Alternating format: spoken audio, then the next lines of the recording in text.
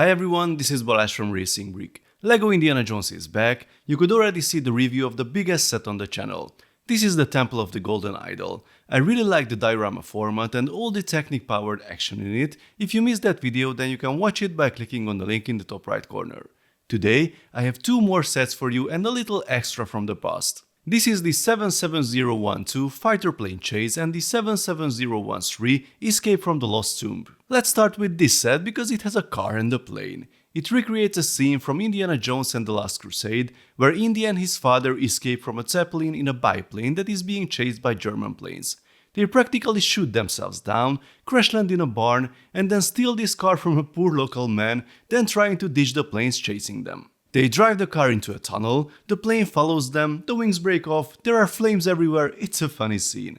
I'm sure everyone is already prepared to jump into the comment section, hit the caps lock key and ask how LEGO can release a Nazi plane as an 8+ set when they cancel the Osprey. Well, it's actually a good question and I would like to touch on it briefly before taking a closer look at the builds themselves.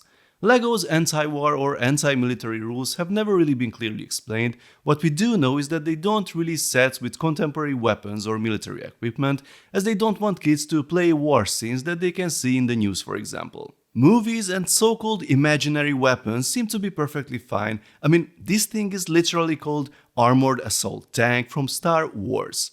Indiana Jones is also kind of fantasy themed, although there are actual historical elements in the movies, like the appearance of the Nazis or Soviet soldiers. Interestingly, both are mentioned in the instructions for the 18+ set, which surprised me quite a bit. There is also a soldier in this set who, according to the experts, is wearing a fairly accurate pilot's uniform from the period. Of course, the product description doesn't mention the German army, he's a fighter pilot in a fighter plane, but we've all seen the movie. The plane is a Pilatus P-2, a Swiss military aircraft that was used by the Luftwaffe. For understandable reasons, there are no symbols on the LEGO plane. So, the plane and the pilot clearly have a military reference, even though they are historical and from a movie, so they are kind of fictional, but not really. Confusing, isn't it? LEGO hasn't shied away from recreating military equipment from other Indiana Jones movies before. Here's an example from the set 7625 River Chase. This is the small scene we can build, and this is a Soviet ZL-485, also known as Duck, with a gun turret and everything. It even has SSSR stickers, which was the abbreviation for the Soviet Union. There are also Soviet army soldiers with easily recognizable uniforms. Don't get me wrong, even though I'm not a fan of it, but there are tons of military toys you can buy, even for Indiana Jones. Hasbro made a lot of them, for example, but those companies don't try to paint the no military picture the way LEGO does. Apparently, it's okay for the theme to be based on historical military material if it also appears in an action comedy. That may make sense from a certain perspective, but in my personal opinion, LEGO's rules are too flexible and they are adjusted based on need and potential product launches. I would be fine if these military items were only in 18+ adult sets, but funnily enough, here we have an 18+ set with a single gun in Belloq's hand and an A+ set with a warplane and a soldier. If it works like this, then it would be much clearer and easier to just pick a bunch of movies with historical tanks, fighter planes, and other things that people want to buy and release them as LEGO sets. Problem solved. That was my personal opinion on the subject, but now back to the sets. So, in the fighter plane chase there are 3 numbered bags, a rather large sticker sheet and the instructions. The building process is pretty simple. We start with the car. The base isn't as complicated as newer Speed Champion sets, but offers some nice solutions. The fenders are familiar from the current City Stunt truck, they fit the classic design very well. By the way, in the movie it's a Citroën 11 Leger convertible, but it remains unbranded in LEGO form. I like the overall look very much. The 8-stud wide design fits well with the other Speed Champions cars. I'm sure many people would love to see some classics in Speed Champions form. There are several storage compartments on the back, one for the suitcase, the other for the larger chest. 2 minifigures fit comfortably, although the steering wheel isn't aligned with the driver's seat. Speaking of minifigures, we get Indiana Jones with his new head design that we could already see in the largest set, and his whip. He has a different outfit and 2 face prints this time. Here is Professor Henry Jones Sr. with a little less detail. No prints on the legs, although that's understandable, and we only get a single facial expression, which is a shame.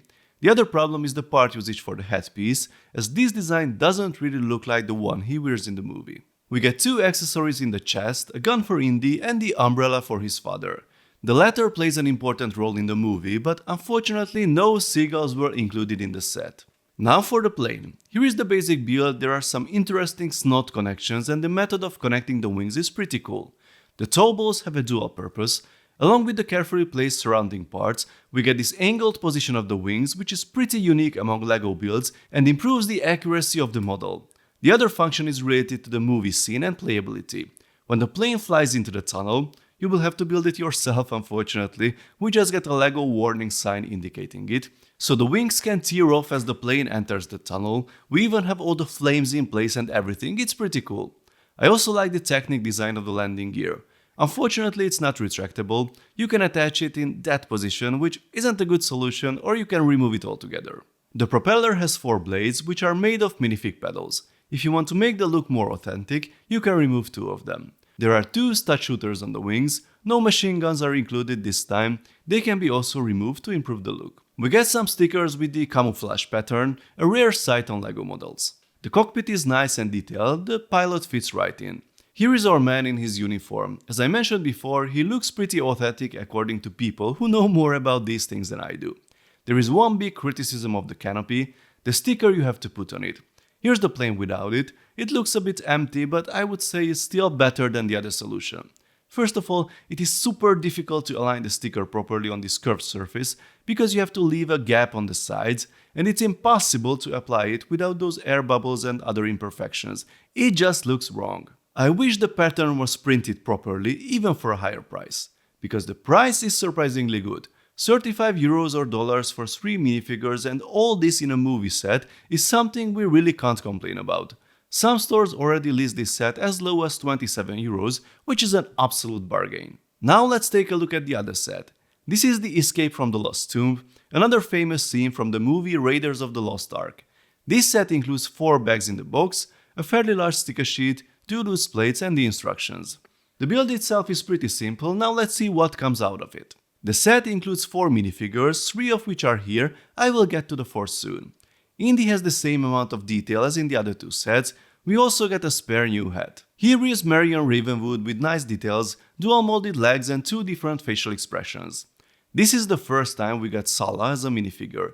He only has a printed torso and a single face print though, so there's room for future improvement. So, this is the scene in the Well of Souls, and it is full of Indy's favorite animals, the snakes. The front of the scene is dominated by 2 huge Anubis statues, which I think look great. Both are attached to a turntable. In the movie there are 4 of them and they stand at an angle like this. There's some kind of gate in front of a pedestal on which the Ark of the Covenant is placed. The gate has hieroglyph stickers on both sides, and on one of them you can see R2-D2 and C-3PO, just like in the movie. There they are, visible for a moment when Indy and Sala lift the stone cover of the Ark of the Covenant. That one is sadly missing. The Ark is there in plain sight, which is kind of disappointing. They could have made a simple cover because the unveiling is an important scene in the movie. The Ark is simply built, but it's okay. The decorations on the top are replicated with golden bucket handles. There are 2 sarcophagi built into the wall, simple design with 2 big stickers for detail. There are even more hieroglyphs on the wall with some additional Easter eggs. Bionicle and Exoforce fans will surely be pleased. This skull could be a reference to the movie Kingdom of the Crystal Skull, and the one on the side of the gate could be one of the Sankara stones from the Temple of Doom. As you can see, the base of the statues isn't identical, as this one has a not so well hidden Technic handle. The entire wall structure is reinforced with visible Technic beams, and that's the main play feature of the set here. The statue on the right side is hinged, and we can play the scene where Indy climbs on it and uses the statue to break the wall. There's also the hole on the other side that has a snake coming out of it, so he knows there's something on the other side. The mechanism works well and the construction is quite stable. There's a Technic rubber part integrated on the top to cushion the impact. I've seen in other reviews that there were problems with the alignment of the moving wall, but it works well for me. The other side is less detailed and has more exposed Technic parts. Here is the final functional element of the build along with the hidden 4th minifigure. When we pull this connector piece, the trapdoor falls down and the mummy is revealed to scare Marion. Actually, there should be many more of them, but we only get one in LEGO form. So, that was all the functions and details of the set. I think for 40 euros or dollars we get quite a lot of features and content. It's pretty basic and I wish it had a few more details like the cover for the Ark, but that would have probably increased the price as well. I think both sets offer a lot of play features for the price, especially this one, and considering that in a few months you can surely buy them cheaper than the recommended retail price on lego.com, I think they can be recommended for any Indiana Jones fan. I'm still not sure how many kids know about these movies and Indiana Jones these days though. Maybe if they are introduced to the themes through the animated Lego short film and the Lego Indiana Jones video game, it would be a less shocking experience. Or maybe I'm just too old and all 8-year-olds watch movies like this.